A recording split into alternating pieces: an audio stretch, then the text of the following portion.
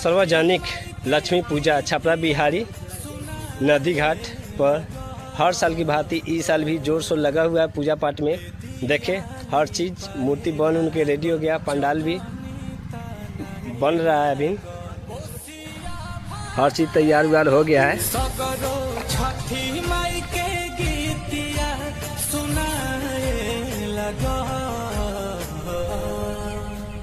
बेदियाली पाए लागल जननी तानाए लागल कोसिया भराए लागल सगरो छठी माई के गीतिया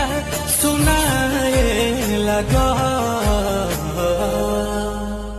बेदियाली पाए लागल जननी तानाए लागल कोसिया